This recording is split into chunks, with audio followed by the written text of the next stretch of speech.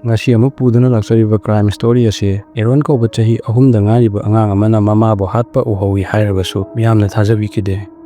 Chahi kunmathoigi matung mahakna haiba wafam ase achumba oirambagi warini. Bonnie Haim amasung Michael Haim 1987 da luhongki.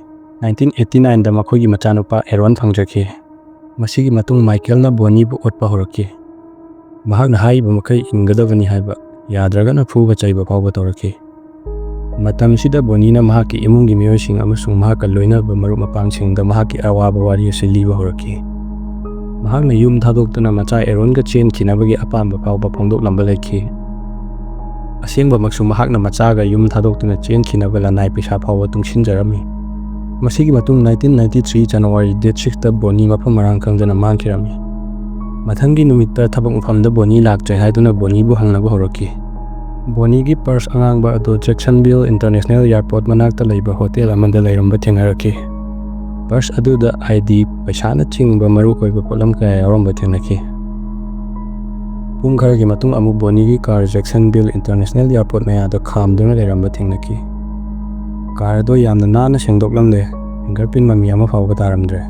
Aduga makhoigi yumgi show amasung car gi show punna yawba show sabunna do mayumda leiramba thengnaraki. Aduga matang sida hangiba wafamdi mama amana mayum thadoktuna chenlada mahaki pikliba angang khundoklamgadra. Bonnie gi car aduda fingerprint ama phawba taroidaba mawongda yamna nana sengdoklamlibaduna karigi. Chele haina khalabasu maru oiba ID paisa yawba purse ado mahakna khundoklamgadra. Investigation tawba matamda Michael na khara saunabadagi awaya khum khara tawbadagi mahak yum thadoktuna chenkhibani haina phongdoraki. Masigi matung Bonnie amasung Michael gi machanupa Aron na yamna thajadaba mawongda pabana mamabu nongmaina kapadagi hodokpa takhidre haina phongdoraki. Yumgi maning thangba sarupta makhut thinduna mamado swaida leikhibani haina su phongdoraki. Mari matasingda asumna phongdokpa khaknatana mahakna child psychologist amadasu babana mamagu sokhankhi haina phongdoraki. Aron na hairiba wafamsing ado pikliba anga ama oibana kana amatana thajaramde. Michael na hatli haiba chapchaba evidence leitaba maramna case ase thupchinki. Ikui kuidana Bonnie amasung Michael na leiramba yum asisu yonthoki. Matam asida Michael na tumina leikhrabasu Bonnie gi imung manungdi machanupi gi langlalangjin thiba lepkhide. Chahi kunmathoigi matung 2014 da yum adubu leiriba anauba mapuduna amuk nauna yum sanaba leibak tawthokpada saru polang ama thengnaraki. Polista pau piraba matung namsingkhraba Bonnie mangkhiba case makha tana mu thigatpa horaki. Mahaki yagi saru khara DNA test tawba matamda saru polang ado Bonnie gi ni haiba khangba ngamlaki. Mahaki hakchangda soklamliba sing aduna mahak matomta sijakhiba natte hatlaga phumjinbani haiba khangba ngamlaki.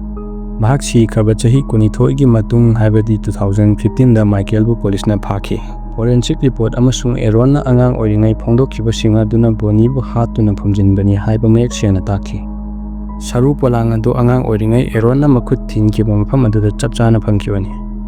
Chahi kunmathoigi matung Aron anga oiringai haikhiba wafamsing ado mahakna chawraba matamsidadi asengba achumba oiramki. Matam asidadi mahak mapung marai phana chawraba wakhal khanba ngamba miyoi ama oire.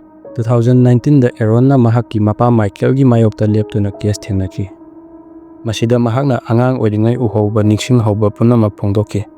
April 2019 da Michael Haim second degree murder gi maralda mapunsi chupa jail da leibagi chirak piki. Asumna Bonnie Haim gi imung manungna justice phangjaki.